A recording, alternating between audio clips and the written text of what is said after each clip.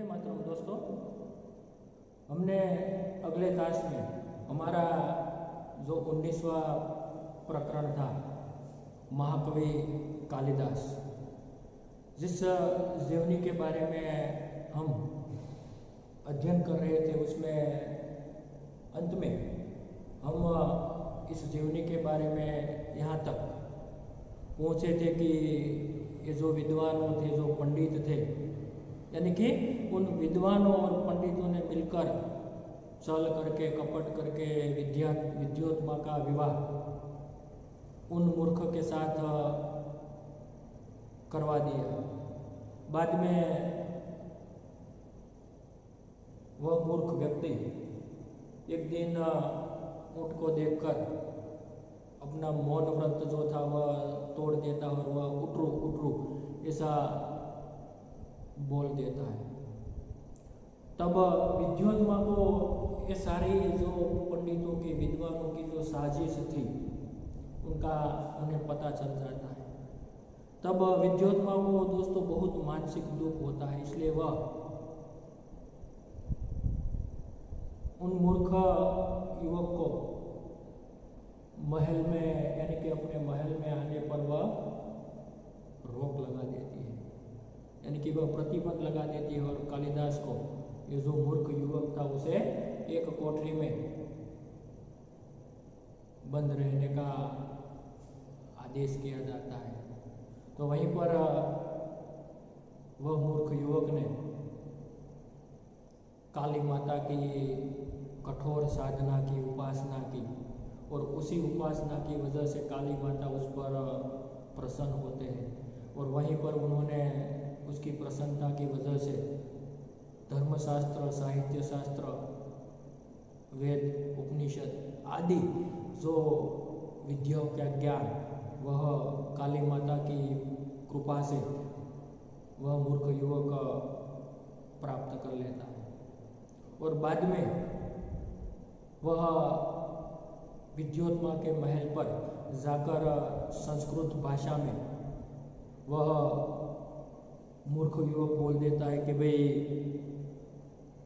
उसे प्रार्थना करता है कि भाई अनावृत कपाट द्वारा देही, अर्थात हवे कपाट खोलो, हवे दरवाजा खोलो, हवे बंद दरवाजा खोलो। त्यारे सामेथी पत्नी विद्योत्मा से पण संस्कृतની અંદર એને પૂછે છે અસ્તિ કચદ વાગ વિશેષ, અર્થાત તમારી વાણીમાં વિશેષતા આવી। તો અહીંયા સુધી મિત્રો આપણે આ જીવનીની અંદર છેલ્લા લેક્ચરની અંદર આપણે વાત એ આ ચેપ્ટરની અંદર કરતા હતા, ત્યારથી આગળ મિત્રો આજના વિડિયો લેક્ચરની અંદર આપણે महाकवि कालिदास की जीवनी के बारे में आगे बढ़े। तो इस पर महाकवि कालिदास ने क्रमशः त्यार पछी महाकवि कालिदासे एक पछी एक क्रमशः, यानी कि कुमार संभव, मेघदूत और रघुवंश की रचना विद्योत्मा को सुनाई। त्यार पछी धीमे धीमे एक पछी एक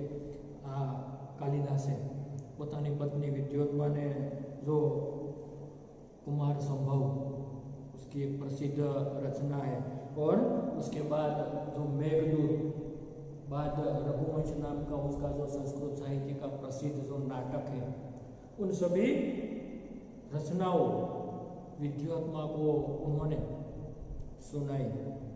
विद्योत्मा को जब उनके पंडित होने का विश्वास हो गया तो उसने द्वार खोलकर महाकवि का स्वागत किया। त्यार पछी विद्योत्मा ने आ बधी ज प्रकारनी कालिदासनी जे प्रसिद्ध कृतिओ सांभळ्या पछी विद्योत्मा ने पण आ व्यक्ति पर के खरेखर आ पंडित से अथवा तो आ महान विद्वान से एवो एने विश्वास थई गयो। पछी एमणे पोताए महलना जे बंद दरवाजा हता एमणे महाकवि कालिदास माटे खोली अने एमनुं ए स्वागत करे छे। तो कालिदास को हर क्षेत्र का गहरा अनुभव था, अर्थात कालिदास जी ने दरेक क्षेत्रनो अंदर एक मित्रों ऊंडो अनुभव हतो, गहरा, अर्थात अहींया एने ऊंडो अनुभव हतो कि प्रकृति का जैसा वर्णन उनके साहित्य में मिलता है वैसा कहीं नहीं मिलता। अर्थात जो एक प्रकृति है, प्रकृति का वर्णन दोस्तों आपको जिस क्षेत्र में जो कालिदास की कृतियों में यानी कि कालिदास की रचनाओं में जो हमें प्रकृति का वर्णन मिलता है, ऐसा अन्यत्र किसी भी साहित्यकार के साहित्य में हमें देखने को नहीं मिलता। यानी कि कालिदास जी प्रकृति के कवि, जो प्रकृति के सुंदर वर्णन, उन्होंने प्रकृति को लेकर ये प्रकृति के सारे जो सौंदर्य को उन्होंने अपनी साहित्यिक रचनाओं में उसे वर्णित करने का प्रयास किया। जो प्रकृति के सभी तत्वों दोस्तों, जैसे हम सूर्य, चंद्र, तारा, नक्षत्रों, ग्रहों, पृथ्वी ऊपर यानी कि धरती ऊपर के जो समुद्र है, जो नदियाँ है, तालाब है, सरोवर है, जंगल, वन आदि सभी प्रकार के प्रकृति के सौंदर्य को कवि कालिदास जी ने अपनी कृतियों में बहुत खूबी के साथ निखारने का प्रयास किया है। इसलिए कवि कालिदास को संस्कृत साहित्य का प्रकृति का श्रेष्ठ कवि भी माना जाता है। अर्थात कवि कालिदास के साहित्य में जितना अच्छा, सुंदर और सौंदर्य की प्रमुखता वाला जो वर्णन हमें कालिदास की कृतियों में मिलता है, इतना अन्यत्र किसी भी कवि के साहित्य में हमें प्रकृति का वर्णन देखने को नहीं मिलता है। उन्हें प्रकृति के बिना मनुष्य जीवन अधूरा दिखाई पड़ता था। अर्थात कालिदास जी को ये जो प्रकृति है, प्रकृति के बिना ये जो मनुष्य जीवन है, हमारा ये सांसारिक जीवन है, वह कालिदास जी को अधूरा मालूम पड़ता था। कालिदास की उपमाएं विश्वविख्यात है। अर्थात कालिदास जी ने जिस प्रकृति के तत्वों की जो उपमाएं दी है वह विश्वविख्यात है, वह इतनी प्रसिद्ध है कि आज भी उसकी उपमाएं की बोलबाला हमें साहित्य के क्षेत्र में देखने को मिलती है। उसकी कोई तुलना नहीं, अर्थात इसकी किसी के साथ तुलना नहीं की जा सकती। तुलना यानी कि उसकी समानता वाले कोई नहीं। जो तुलना यानी कि समानता तो જેને આપણે ગુજરાતીમાં સરખામણી કહીએ છીએ કે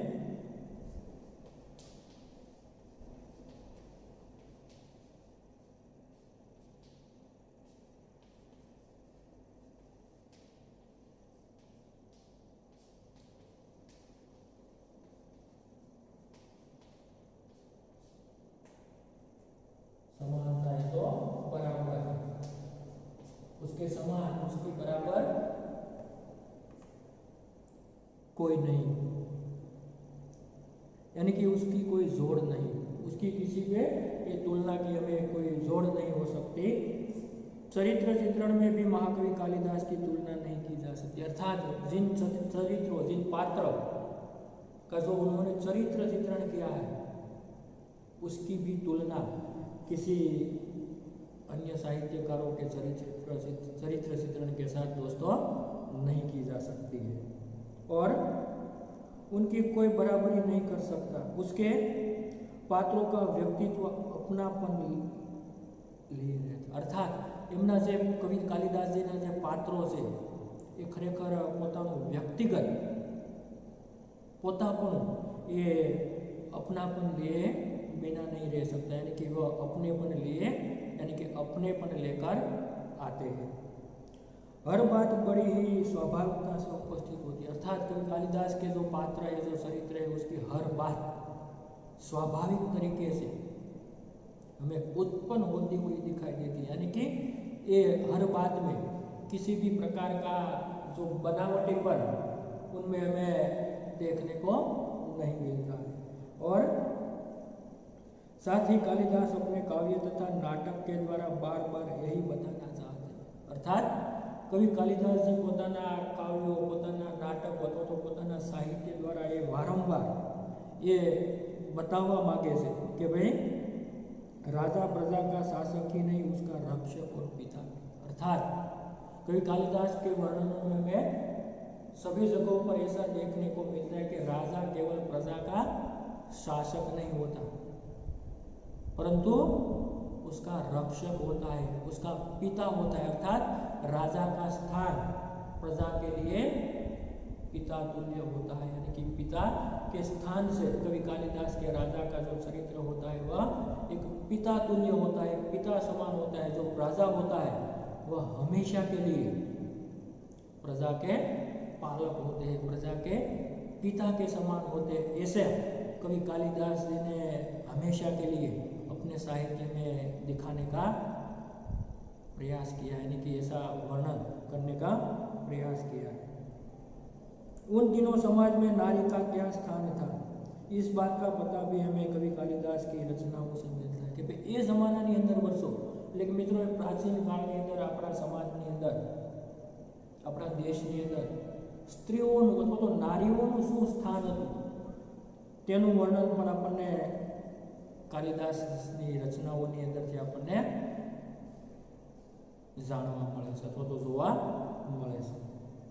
समाज में नारी को सम्मान और श्रद्धा की दृष्टि से देखा जाता है, यानी कि हमारी यही परंपरा रही है, हमारी संस्कृति की देन यही है कि हमारे समाज में नारी को सम्मान की दृष्टि से देखा जाता है और उसे नृत्य, संगीत, चित्रकला आदि की शिक्षा दी जाती है। अर्थात ये जमानाની અંદર મિત્રો પ્રાચીન કાળની અંદર આપણા દેશની અંદર સ્ત્રીઓને સન્માનની દ્રષ્ટિથી તો જોવામાં આવતી હતી, પણ સાથે સાથે તેમને કલા, સાહિત્ય, નૃત્ય અને શિક્ષણ જેવી જુદા જુદા ક્ષેત્રોની અંદર અલગ અલગ ક્ષેત્રોની અંદર તેમને તાલીમ પણ આપવામાં આવતી હતી।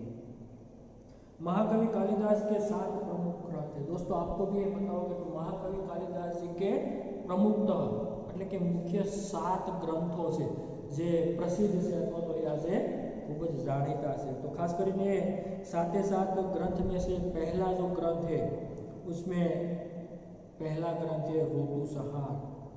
यह एक उत्तम काव्य है दोस्तों कि कवि कालिदास जी का जो ऋतुसंहार है उसका एक श्रेष्ठ कक्षा का यानी कि एक उत्तम कोटि का एक काव्य है। इसमें कालिदास ने अपनी सूक्ष्म दृष्टि का परिचय दिया है। इस काव्य में यानी कि ऋतुसंहार में कालिदास जी ने अपनी सूक्ष्म दृष्टि, अपने सूक्ष्म विचार, अपने सूक्ष्म हृदय के भाव को उन्होंने ऋतुसंहार में उसका परिचय कराया है, यानी कि परिचय दिया है। ऋतुओं का तथा प्रकृति का जितना सुंदर चित्रण काव्य में है उतना कालिदास के अन्य ग्रंथों में। अर्थात ये ऋतुसंहार जो है उसमें कवि कालिदास जी के जो ऋतु का जो वर्णन, चाहे कोई भी ऋतु हो उसका वर्णन जो ऋतुसंहार में देखने को मिलता है, इतना कवि कालिदास जी के अन्य किसी भी रचनाओं में, अन्य किसी भी साहित्य में देखने को नहीं मिलता है। उसके बाद मालवी काग्निमित्र जो कालिदास का दूसरा ग्रंथ और पहला नाटक, अर्थात जो मालवी काग्निमित्र दोस्तों यानी कि मालविका नामनी एमनी नायिका છે અગ્નિમિત્ર નામના એના નાયક એટલે કે રાજા છે। માલવિકા એ મહારાણી છે અને અગ્નિમિત્ર રાજા છે, જે કાલિદાસજીનો બીજા નંબરનો એ મુખ્ય ગ્રંથ છે અને સાથે સાથે એ પહેલું એ નાટક છે જે પણ ખૂબ જ જાણીતું અને પ્રસિદ્ધ છે। उनमें 5 अंक और विदिशा का राजा अग्निमित्र तथा विदर्भ की राजकुमारी मालविका की प्रेम कथा है। अर्थात जो कवि कालिदास जी का मालवी काग्निमित्र नाम का जो नाटक है उसमें जो विदिशा के राजा जो अग्निमित्र है और विदर्भ की राजकुमारी मालविका की जो प्रणय लीला यानी कि प्रेम कथा का वर्णन हमें मालवी काग्निमित्र नाटक में देखने को मिलता है। तीसरा ग्रंथ विक्रमोर्वशीय जो कालिदास का दूसरा नाटक है, अर्थात उसका जो तीसरा ग्रंथ है और कालिदास का जो दूसरा नाटक है जिसका नाम है विक्रमोर्वशीय, अर्थात जो इसमें 5 अंक है तथा महाराज पुरुरवा और उर्वशी की प्रेम कथा का चित्रण किया गया। એટલે કે મહારાજા પુરુરવા અને ઉર્વશી નામની એ કન્યા અથવા તો એ પુરુરવા રાજાની રાણી કે મહારાણી તરીકે એમની પ્રણય કથા એટલે કે પ્રેમ કથાનું વર્ણન મિત્રો આપણને કાલિદાસની વિક્રમોર્વશીય નામની કૃતિની અંદર આપણને જોવા મળે. ક્રમશઃ મિત્રો આપણે અહીંયા લખશું પણ જે કાલિદાસની 7 ગ્રંથોની અંદર પહેલું આપણે ઋતુસંહાર,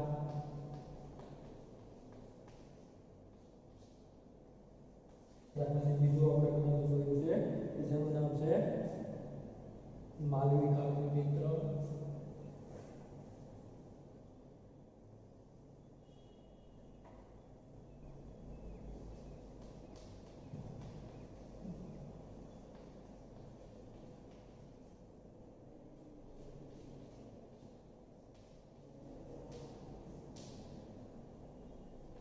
ત્યાર પછી વિક્રમ ઉર્વશી, બીજી ગ્રંથ છે જેનું નામ વિક્રમો,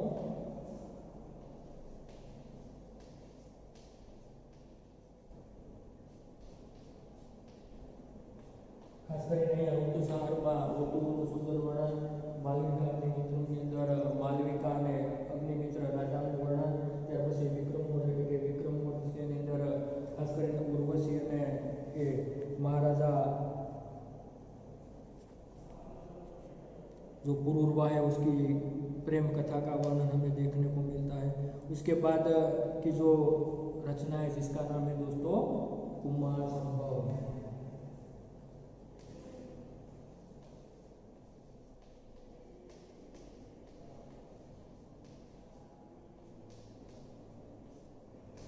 दोस्तों आपको याद रखनी होगी कालिदास की प्रमुख जो कुमार संभव, जिसमें वह एक काव्य है और उसमें शिव पार्वती के विवाह से लेकर कुमार कार्तिकेय के जन्म और उसके द्वारा तारकासुर के वध तक की कथा का वर्णन એટલે કે શિવ પાર્વતીનું અને સાથે સાથે એમના વિવાહ અને તારકાસુર નામના એક રાક્ષસનું દૈત્યનું જે વધ છે એનું વર્ણન છે આપણને એ કુમાર સંભવની અંદર આપણને જોવા મળે છે.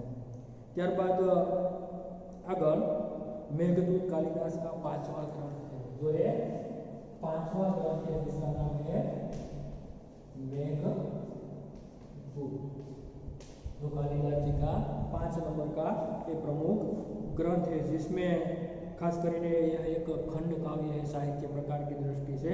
और उसके शुरू में कालिदास ने बादल को दूत बनाकर कुबेर की नगरी अलकापुरी तक का मार्ग बताया, यानी कि बादल को दूत बनाकर उसका जो संदेश वाहक बनाकर उन्होंने कुबेर की जो नगरी है अलकापुरी, जो पौराणिक कथाओं के आधार पर जिसका मार्ग बताया. इसके उत्तरार्ध में यक्ष ने अपनी विरहणी प्रिया को पहचानने का उपाय मेघ को बताया और अपना संदेश दिया है, जिसका वर्णन हमें मेघदूत में दोस्तों देखने का मिलता है. इस काव्य में वर्षा काल और विरह का वर्णन खूब लिखा है कि वर्षा ऋतु અને વિરહ એટલે કે जुदाई वियोग, जो विरह यानी कि वियोग जुदाई का वर्णन अच्छी तरह से उसमें निखरा है. विरह यानी कि वियोग, जिसे दोस्तों गुजराती में कहेंगे जुदाई, जिसका वर्णन अच्छी तरह से उसमें निखरा है. इसमें भारत के भूगोल की भी अच्छी जानकारी हमें देखने को मिलती है, अर्थात भारत की भौगोलिक स्थिति ये भूगोलની પણ આપણને સારી એવી જાણકારી છે આપણને એમાંથી મળે છે, પ્રાપ્ત થાય છે. રઘુવંશ એક મહાકાવ્ય છે. ત્યાર પછી મિત્રો આગળનું છે રઘુવંશ, एक महाकाव्य है. और कवि कालिदास ने रघुवंश की कथा कहने से पहले ही कह दिया है कि कहाँ सूर्य से उत्पन्न, कहाँ तो सूर्य से उत्पन्न हुआ यह वंश.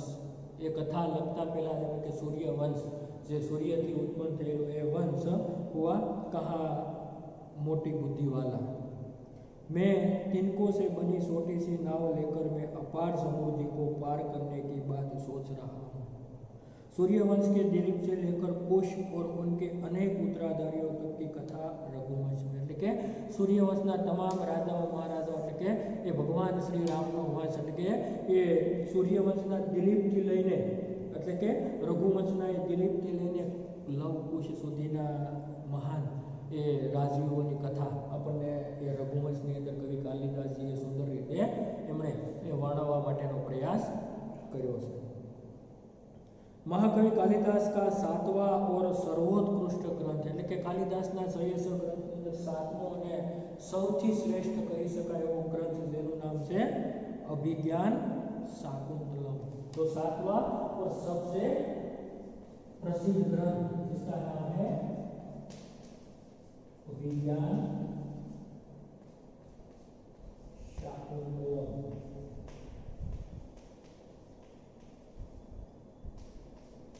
तो उसका सबसे प्रसिद्ध यानी कि श्रेष्ठ सिरमौर ग्रंथ जिसका नाम है शाकुंतलम, ये उसका तीसरा नाटक और इसमें 7 अंक में विभाजित है।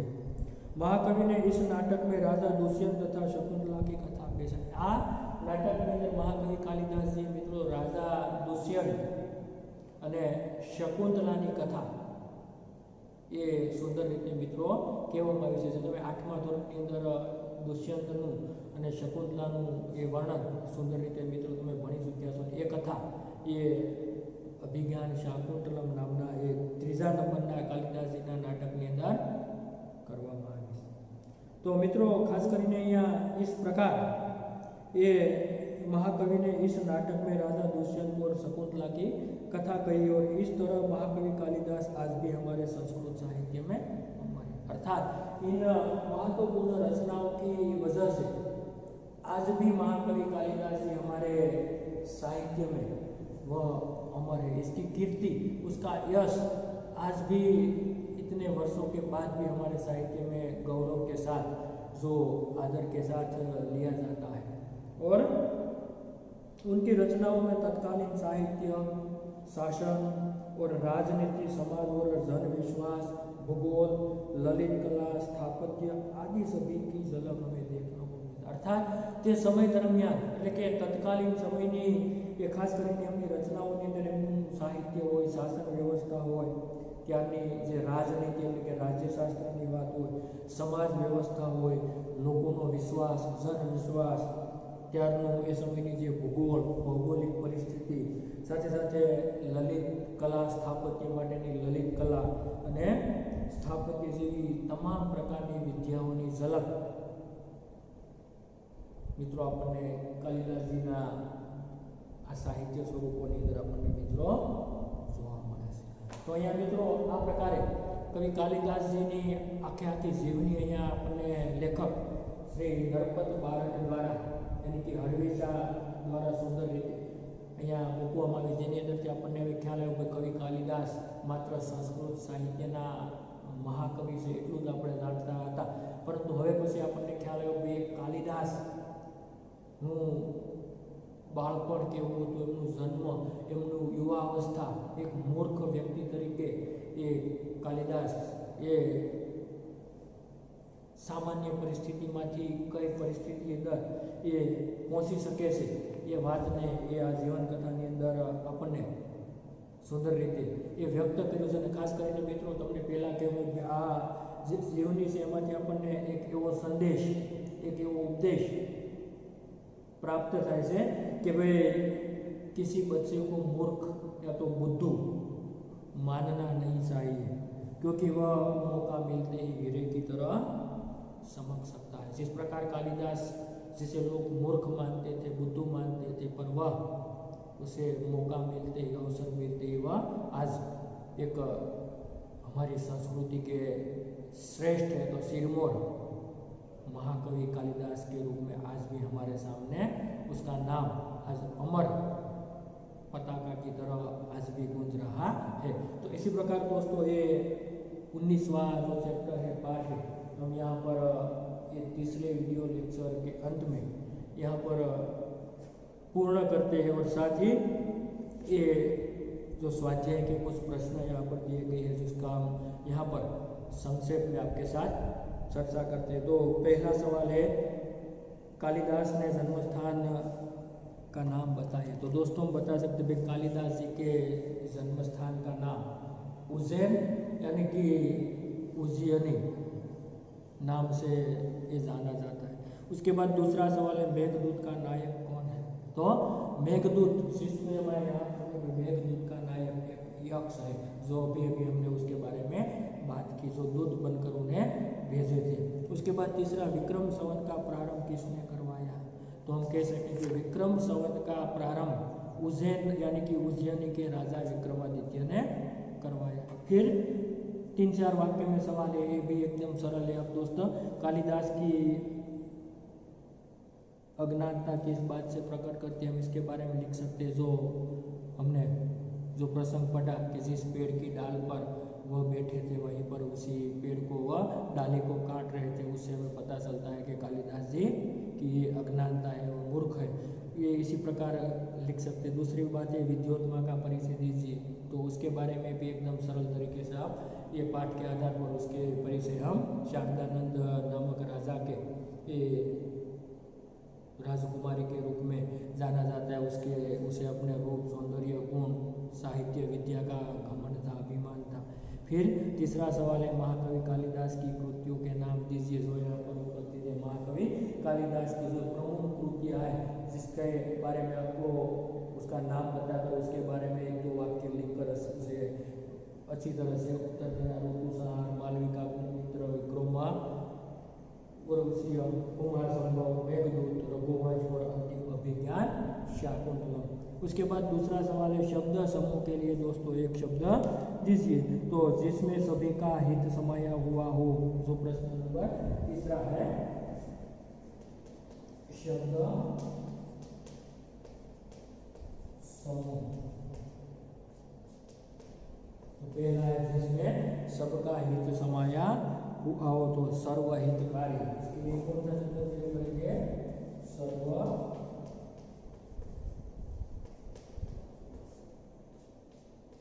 उसके बाद दूसरा है, विद्वानों द्वारा की जाने वाली शास्त्रों की चर्चा, तो शास्त्रार्थ कहेंगे। जो विद्वानों द्वारा शास्त्रों की चर्चा में किया जाए उसे क्या कहेंगे? शास्त्रार्थ। और तीसरा जो अंतिम है, विद्या में जो उत्पन्न हो, यानी कि विद्योत्मा, जो विद्या में उत्पन्न हो उसे क्या कहेंगे हम? विद्योत्मा। जो विद्योत्मा नाम की कुमारिका, ये जो कुंवरी का नाम है। फिर रिक्त स्थानों की पूर्ति कीजिए, तो विद्योत्मा के एक उंगली दिखाने में खाली जगह रिक्त स्थान का भाव था, तो हम कहेंगे ईश्वर के एक होने का भाव था। दूसरी है, सृष्टि का निर्माण खाली जगह तत्वों से मेल से हो सकता है, तो हम कहेंगे 5 तत्वों के मेल से होता है। और ऊँट की बोली सुनकर मूर्ख युवक क्या बोलता है? तो उठरो उठरू। आ रीते मित्रों अहींया खाली जग्या છે જે આપવામાં આવી છે પણ એકદમ સરળ છે, એટલે કે અહીંયા આપવામાં આવેલા સ્વાધ્યાયના જે તમામ પ્રશ્નો છે એકદમ સરળ છે, ઇઝી છે, જેની આપણે અહીંયા મૌખિક ચર્ચા પણ કરીને સાથે તમને આ વિડિયો લેક્ચરની સાથે જે સ્ટડી મટીરિયલ છે એ સંપૂર્ણ 19મા પાઠનું છે આપવામાં આવશે, જેમાંથી તમારે સ્વાધ્યાયના જે જરૂરી પ્રશ્નો છે જે એને સરસ રીતે સારા અક્ષરે લખી અને તૈયાર કરવાના, તેમજ એ સિવાય વ્યાકરણલક્ષી કે બીજા વિશેષ પ્રશ્નો હોય તેનું પણ તમે વ્યવસ્થિત રીતે એ શાંતિપૂર્વક વાંચન કરજો, જેથી કરીને સંપૂર્ણ પાઠ તમે ઊંડાણપૂર્વક સારી રીતે તમે એને સમજી શકો। તો અહીંયા મિત્રો આપણો વિડીયો લેક્ચર છે અહીંયા આપણે પૂર્ણ કરીએ છીએ। હવે પછીના નેક્સ્ટ વિડીયો લેક્ચરની અંદર આપણો એ વ્યાકરણનો એક ટોપિક છે જે તમને અગાઉ વાત કરી, શબ્દ સંરચના, એના ઉપર આપણે આગળ વધીશું।